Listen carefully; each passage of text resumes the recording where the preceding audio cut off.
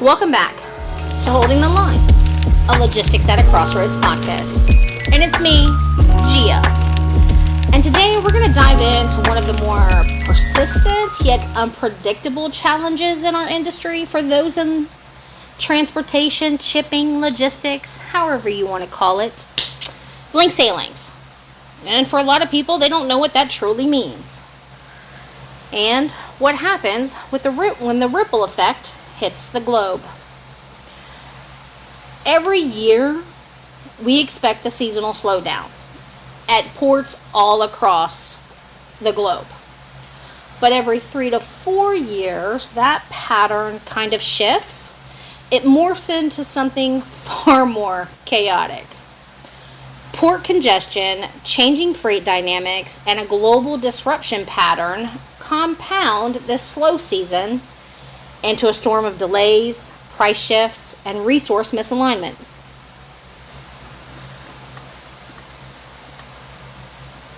But the story doesn't end with the slow ships.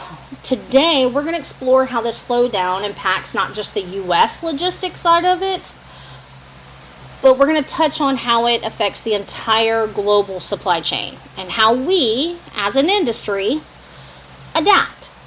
So let's get into it. Now, I've said it before, I've said it in a couple podcasts back. The end of April, beginning of May, as summer rolls in, we're met with the reality of blank sailings. This is a seasonal slowdown that affects the global logistics chain every year. But as we know, every 3 to 4 years, this slowdown feels more like a disruption. And blank sailings lead to fewer vessels on the schedule, limited capacity, and higher prices. Even though ships still arrive, there's simply less space available for imports or exports or empties. And what that means is 1 week, the Port of California will have a full dock of 12 vessels every other day. The next week, they will see a total of 6 vessels for the whole week. And Savannah will see their dock 3 vessels deep 1 week, all day long, every other day. And the next week, they'll get 3 total vessels for the whole week. Which in turn means there's less space available to run a standard load. What does this mean for truckers? Some will pivot to livestock or out-of-gauge freight. Others step back, recalibrate, or take time off the road altogether and actually spend a summer with their family. It's a balancing act. And I'm not just industry grumbling. It's backed by data. According to a 2023 Maritime Research Survey, 47% of shippers said blank sailings disrupted their capacity planning more than any other issue in quarter 2. And that's a strong signal that this normal season, we need better forecasting tools and coordinated planning. While blank sailings and slowdowns are bad enough in the U.S., the impact doesn't stop at our borders. In fact, global port congestion in places like Asia are amplifying the situation. When key ports in China, Vietnam, Singapore, and other major hubs experience delays, it creates a domino effect. Congestion means longer wait times, fewer available ships, and unreliable schedules. It shifts freight availability, pricing, and delivery expectations all at once. And in April 2024, Sea Intelligence reported that global vessel schedule reliability dropped to just 58.3%.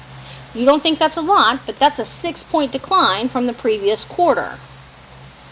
That kind of unreliability doesn't just delay cargo, it disrupts the entire supply chain. And let's not forget tariffs, which are often treated as isolated policy matters. But in this context, They're just another layer in an already unstable stack.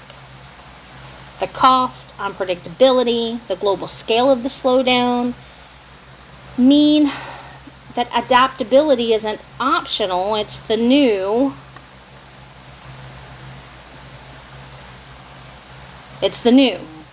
Sorry, I lost my train of thought for a moment. And when we talk about blank sailings and global congestions, they tend to shake the logistics world. And even when we're shaken to our core, something incredible happens. And I've spoken about it this whole time. It has been a key word in over half my podcasts. It's resilience.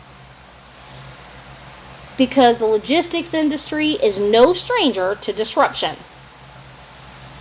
I mean, we have been disrupted. But the key to surviving and even thriving lies in how we adapt. So, how exactly do logistic professionals adjust when the normal flow gets interrupted? It comes down to a few key strategies. Some of them I've touched on, but this is what it is. There's 5 of them. Shifting freight types. So, as containerized shipping slows, many truckers, dispatchers, warehouses will start to pivot to what they're doing. They'll start working livestock out of gauge, aka OOG freight, or other specialized loads, reefers.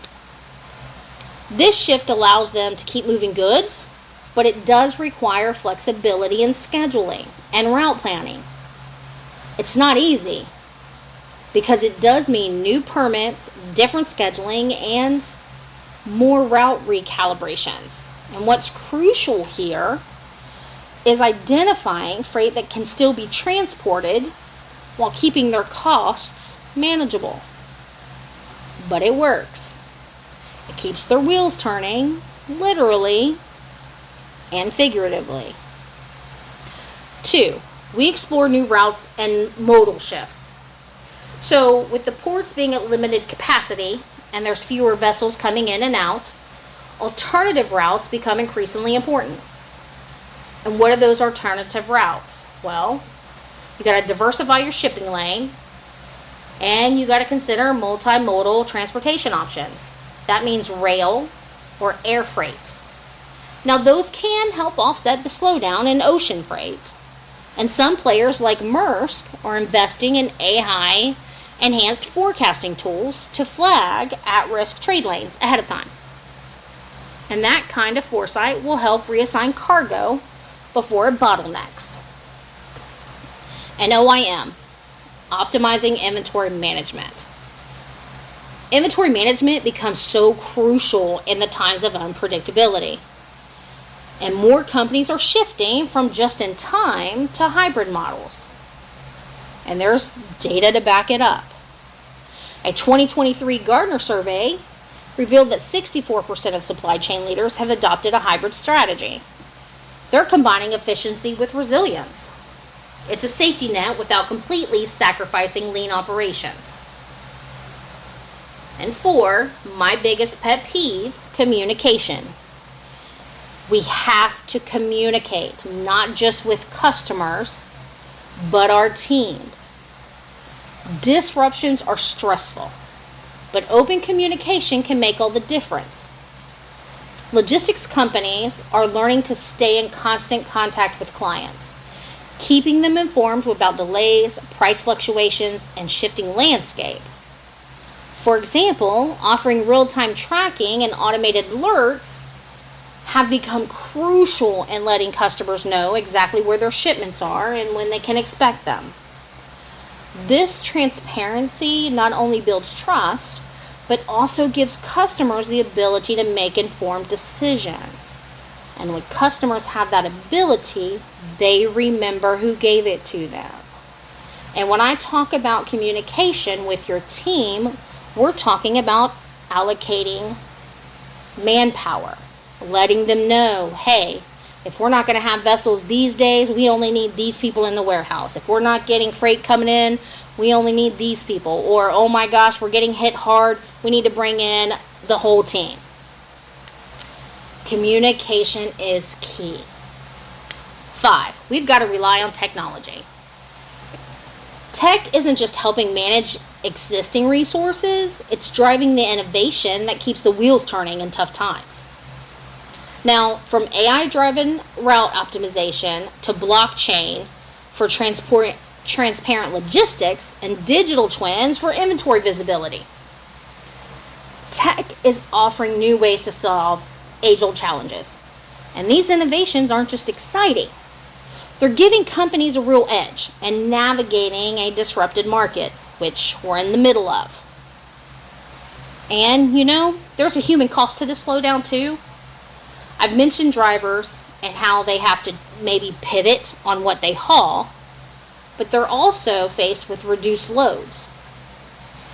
Dispatchers are dealing with unpredictable schedules, and admins take the brunt of client frustrations. Admins, we see you, we love you, and oh my God, we are so thankful you can take the call when we are dealing with 5 irons in the fire. We owe you lunch. Make sure we pay up. The logistics chain isn't just containers and cranes. It's people. So if you're feeling stretched, invisible, or frustrated during this season, you're not alone. The quiet hustle you're doing matters more than you could ever know. And when the chaos clears, remember, you really are the reason goods keep moving. So, as we move past the summer months, we've just started them here, it's June, we'll see a return to regular schedules. But the long-term implications of these disruptions, well, they're going to continue to linger. Because remember, recovery doesn't happen overnight. And as someone who just had surgery, I have to remind myself I can't jump back in to where I was a month ago. And the pressure on logistics operations will likely continue for a while. Just look at what the Port of Los Angeles Executive Director Gene said just last month, that a full recovery from global congestion may not come until early 2026. And in logistics, that's a long horizon, but also a long runway to prepare for. But this is an opportunity. We can build strategies that strengthen the supply chain against future disruptions. We invest in technology, we diversify our routes, and we collaborate more effectively across our borders. These are just a few of the ways logistics can build resilience. So how do we really build it? Just like I said, we double down on technology, we strengthen partnerships, and we rethink our definitions of normal. Because the future may be unpredictable, but so are we. We are adaptive, resourceful, and we are relentless. Thank you for tuning in to Logistics at a Crossroads. I'm your host. And we'll see you next time as we continue exploring the crossroads of logistics, policy, and real-world solutions. Until then, keep moving forward. And remember, I'll be right there with you navigating the crossroads.